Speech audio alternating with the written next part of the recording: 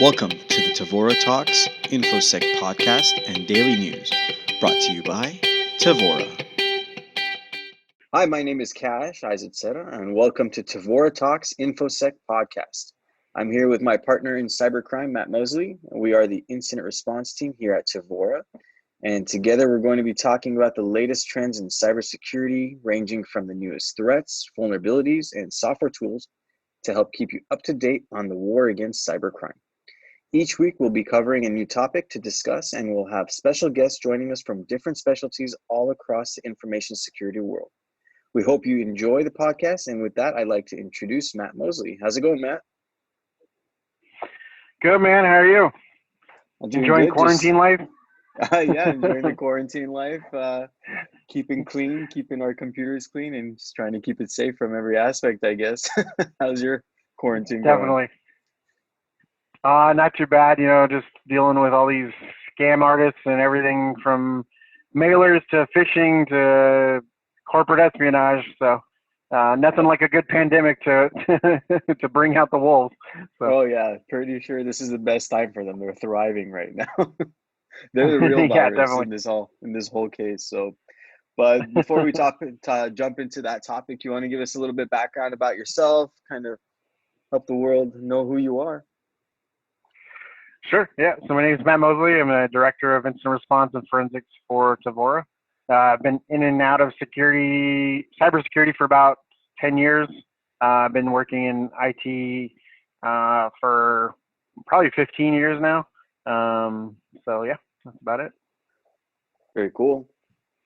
And myself, just to let you guys all know, I've been in technology for a little over 5 years and been working alongside Matt in incident response for a good chunk of that time. And, together, me and Matt, we've done some really cool incidents for big enterprise companies, and we've covered like a lot of range of threats, right? Like ransomware was really big last year, malware, of course, data breaches, and currently, because of everything that's happening with the coronavirus and the tough times, is phishing scams, which I think we can jump into and maybe see what the real deal is. I was thinking, Matt, I think a big factor of these phishing scams is, these hackers are really leveraging people's, I don't know, their nervousness about the whole subject and kind of tapping into the social engineering side of it without really having to social engineer. What do you think about it?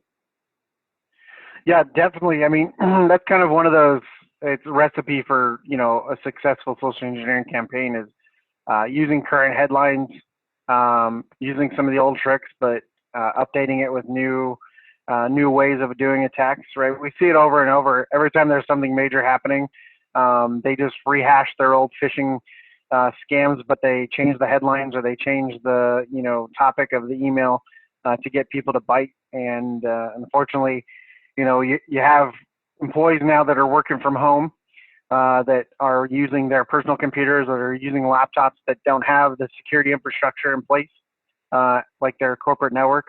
So they're not as protected as we'd like them to be, right? I mean, at home, some people don't have corporate firewalls that can protect them unless they're in the VPN.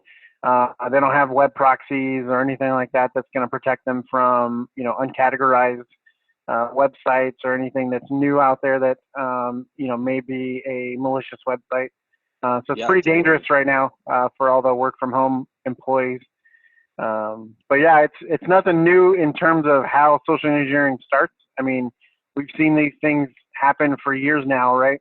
And before email even existed, the scam artists did the same thing with email letters and setting up meetings in person and scamming people, and all they've done is just evolve over time with technology, and then again with the trends and the headlines that are going on.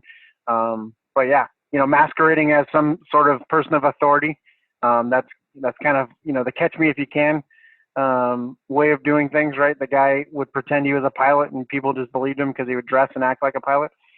These emails are coming through as the WHO, and they're coming from the CDC and claiming to be information about the COVID-19, and people are clicking on them. So yeah, just like really definitely relying on their fears.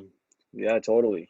And I've seen a couple of these emails. They're actually pretty scary looking, and it's really tapping into people's insecurities right now, and it's saying like, A couple of them that I saw, one of them is targeting just the general consumer public, where it's trying to get, credit card data, or one of them, I think, Matt, I said like, click here, I'm a doctor and I need your guys' help to uh, boost my research. So if you can install this program on your guys' laptops, and that's going to help me, with my project and research and whatnot. And from what I understood about the email, what that does is actually putting spyware on people's computers. And in some instances, it's also putting a backdoor. So for the most part, it's been attacking the public, but I'm pretty sure if, like you said, people are working from home right now using their personal laptops. Does it really matter, if a person receives it on their personal email, but they're connected into the company, or they're trying to connect to the VPN, entering to their credentials, and the software is on there? Like, based on your experience, like, what kind of threat could that really have for a company, for the person? And, if somebody was even attacked on a personal level, now that everybody's working from home, could that really affect the company? Yeah.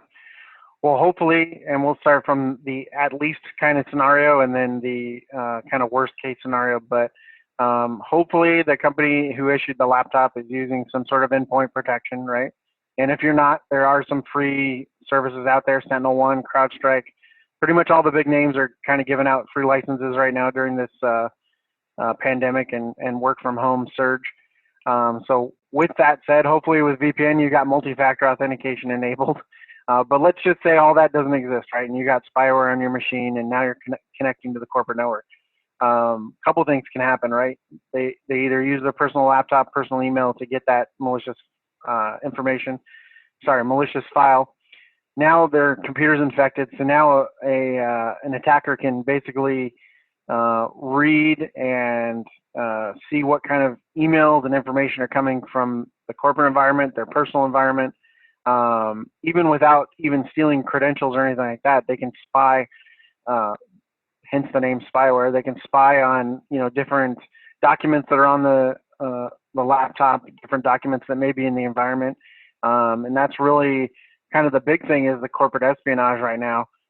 Even if you're not in healthcare, which healthcare is a big target right now, but even if you're not in healthcare, a lot of these companies are taking advantage of this time. Sorry, not the companies.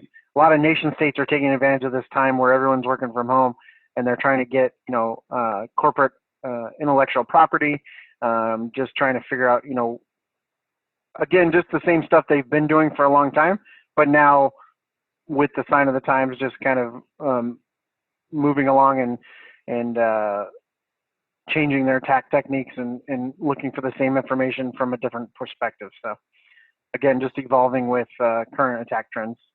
So like for spyware, just for, my just came to mind.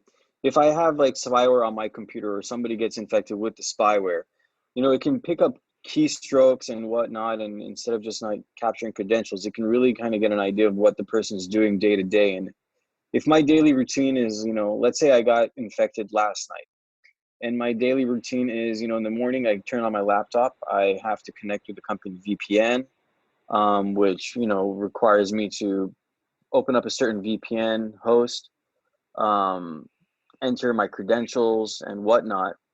That's all being captured, and it's all being relayed back to the hacker, potentially, right? Yep, correct. So if that was the case, could the hacker, say, okay, figure out where the VPN is connecting to, install their own version of the VPN, use that same person's credentials via the hacker system now, and connect remotely? Is there, I'm pretty sure there has to be some things that companies can do, with geofencing or whatnot. Or do you think companies typically go to that extent right now? Or should they be doing it where they're whitelisting everybody's IPs? How can they prevent a hacker from connecting from their own system to the company's network? Right, absolutely. So, depending on how big the size of the company is, whitelisting is obviously just the number one way that you'd want to do that, because obviously you can limit it to, say, 100 to 50 users. That should be a pretty small subset of IPs. And then you know for a fact that unless that person's home network is compromised, that whoever's coming from that IP address is legitimate. But the other thing is really kind of just adopting for lack of a better term, a hybrid zero trust model. So I'm not saying everyone should rush out and kind of do the three different factors of a zero trust model, but definitely focus on the authenticate but verify, right? Trust but verify model, where we do the geofencing. I know that Tavora, we're primarily in the United States, right? Most of our consultants, nobody's really traveling right now, so there shouldn't be anybody logging in from any foreign countries. So right now is a good time for us to start enforcing geolocation and regions. If anything outside the United States is logging into our network, we know that should be flagged, and then we can chase it down. You and myself and the rest of the IR team can chase it down and make sure that it's authentic, right?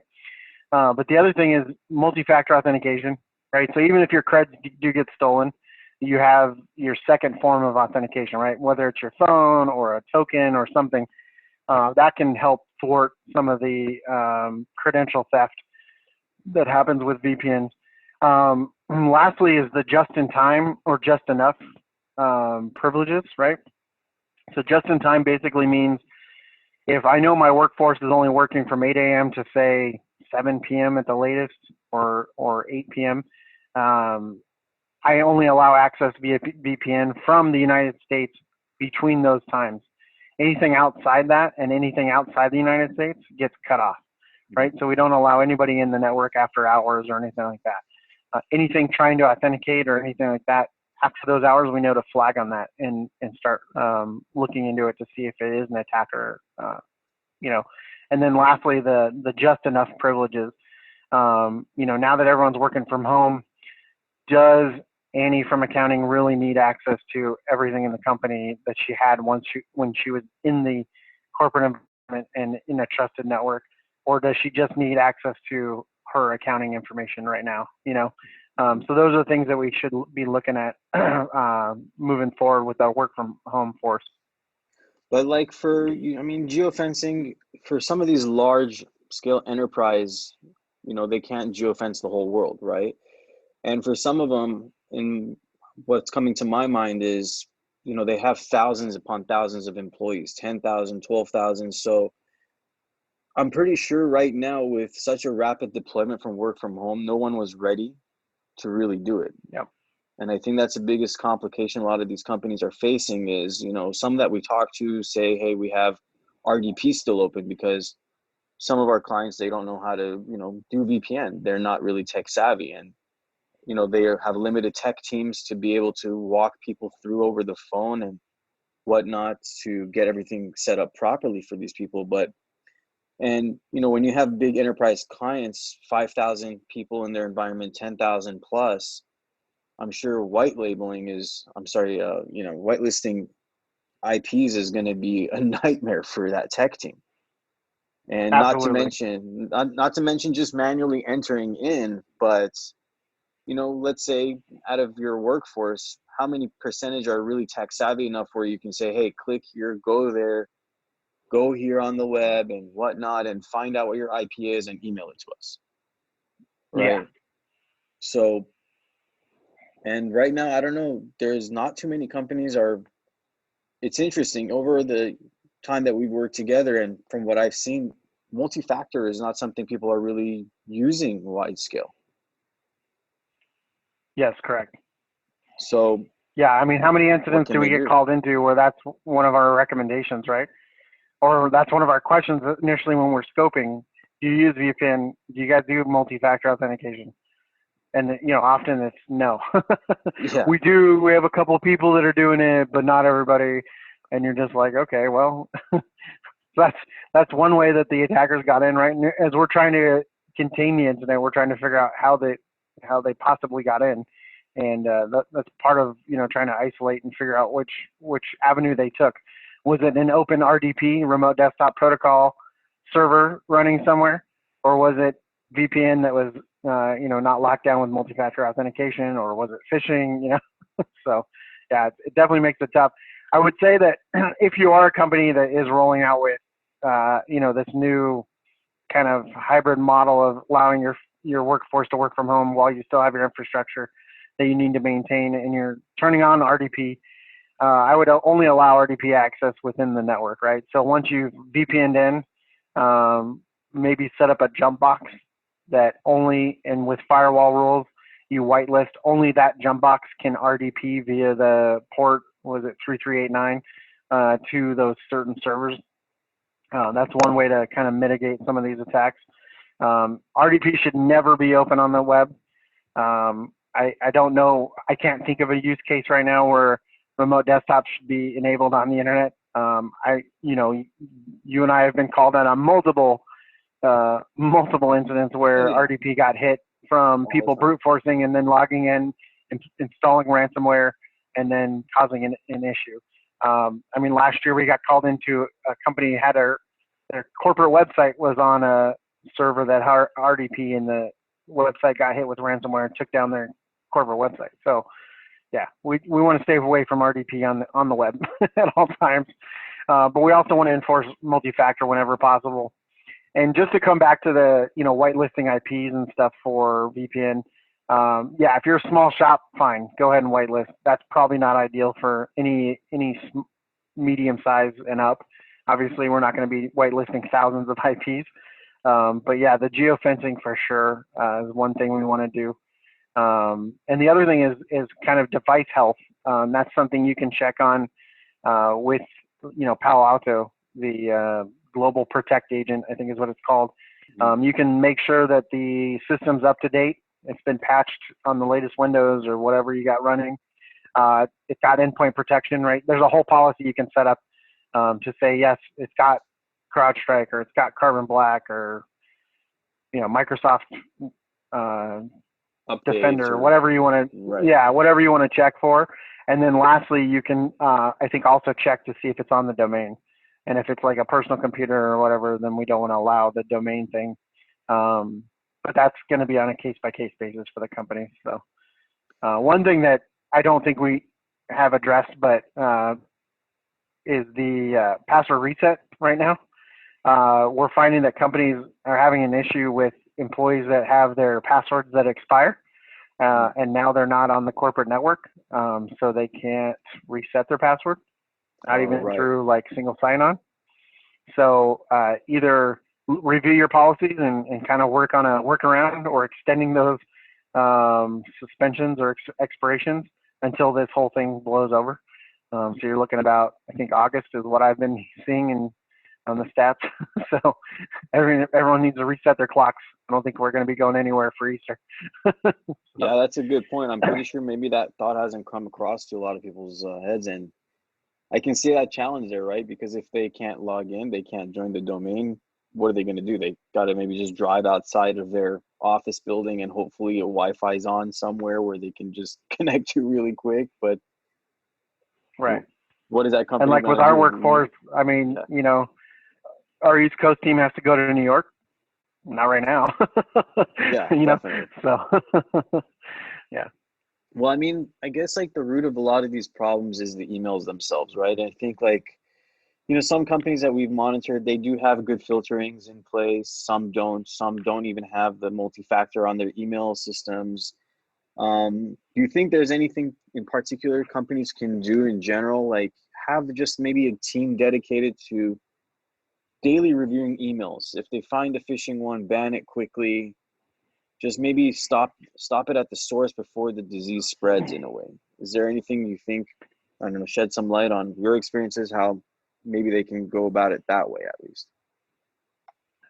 Yeah, for sure. So I think that kind of brings up another thing about the spyware that you had mentioned earlier is, if someone is reading emails, they can start injecting themselves into conversations in email, right? Doing the man in the middle business email compromise type attacks. So that's something we want to worry about as well. But as far as how a company can deal with it, I think definitely having someone dedicated, at least one person that the staff can email and say, hey, I got this. I'm not sure if it's legitimate or not. Can you check it out for me? And have that person trained enough to be able to decipher if it is spam or not. And if it is spam or it is malicious, have the ability to go in and block it, so that other users aren't getting it. Or, through Office 365, you can, query that message or that subject or that sender or whatever, and pull back those emails away from all the employees that received it, right? Because we know that phishing, unless it's targeted, right? Like there's a specific, spear phishing type attack. Most of it goes to multiple users, right? We see it on a daily basis, even in our org, where it's not one person that receives it; it's 4 or 5 people, and then we usually issue out a warning, like, "Hey guys, stay away from this email. Don't click on it. Remember to stay vigilant." But definitely having one person dedicated, if not a team, that can go through and have the ability to block and filter emails, and not always rely on the automatic systems. Our entire threat team at Tavora spends hours researching ways to bypass those automated systems, right? So there's ways to bypass that stuff, just like there's ways to bypass antivirus. Once you figure out how it gets its score, or once it figures out how to determine if something's malicious, then we try and figure out a way to bypass it. So it's a cat and mouse game. Yeah, it really is. It's like you're either always a step ahead or you're a step behind, and it's vice versa, right? So Yeah, for us blue teamers, we're always behind, right? We're always defending. We're not as proactive as we'd like to be. So. well, I mean, hopefully some of the things that we talked about today can at least shed some light on, maybe give companies or people some food for thought, things to think about. Are they as, protected as they are? Because usually from our experience, it's they think they're good until something happens, and then they realize how bad shape they were in. So yeah, I think until our topics next week that we come up with, and we'll keep you guys informed with, hopefully we were able to shed some good news, some good light on these type of scams that are coming in from the phishing world. Stay vigilant, like you say, right? Stay vigilant, keep your employees educated, and maybe send some of these emails out to your company's, your entire company. Give them an idea of what to be looking for. Because, just like you said, having one guy sitting there and getting some emails is great, but it really takes the workforce to be able to know how to forward those emails, look what to look for. Because if they don't and they send it after they click it in, it doesn't take too long for a hacker to do whatever he wants to do, drop his payload really fast. So, Yep. Yeah, I mean, all of us work in security. We know that the weakest link is obviously the human, right? So we got to secure our humans first in order to make sure our security posture is as strong as it can be. Because we can have the greatest firewalls and the greatest endpoint protection and all the ACLs and all the least privileges you want, but as soon as someone clicks on a link or opens the wrong file, it's all over from there. So yeah, it's downhill. All it takes is one click to really bring down an entire company. As crazy as that sounds, but yeah. that's really how it works. Yep. But with that, just to kind of wrap it up here, any extra advice that came to mind, maybe you can shed on the people in this time of crisis that we're all going through? Stay secure, stay safe.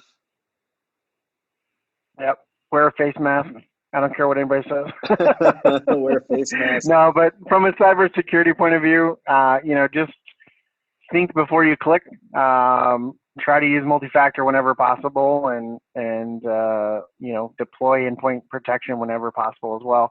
I will say this, that security awareness training, something that you talked about earlier, that you just mentioned. Sorry, that is definitely one of the best ways you can go about educating the staff on what to look for and what to avoid. And that's actually something that Tavora is doing coming up, is a kind of a security awareness for work from home people. It's a webinar. I believe it's going to be on April 9th. So look for that. And then we've been working on gamifying security awareness, which has been pretty cool. I think we've had a lot of good reception on that. Basically, it's a mobile app or a web browser, and you interact with people. And as we're going through topics, there's trivia questions and multiple choice and all that stuff. And you get a score, and the top three scoreboard flashes up on the screen in between questions, and that's when the excitement starts getting crazy. So, yeah, it's been a lot of fun. So definitely look into security awareness training for your staff. I think there's some free online resources, but there's also some paid services available as well. So maybe we can kind of go over that next week. Whoever wants to kind of tune in, we can kind of give them advice how to set up a gamifying security awareness platform and how to make security awareness more fun and interactive, because it can be a dry subject, definitely, especially for those who are not into technology in the workforce. But yeah, we'll wrap it up then. We'll hopefully see you guys next week. Join us for gamifying security awareness. That sounds like a good topic to go over. It should be pretty fun. And with that, if you have anything that comes to mind, we'd love to hear from you. So any comments, please send us an email to podcast@tavora.com. We'll definitely take it over and maybe we can discuss what's on your guys' mind. So with that, thanks for listening in. Matt, thanks for the discussion today, and stay safe. Thanks, man. Appreciate it. Tavora out.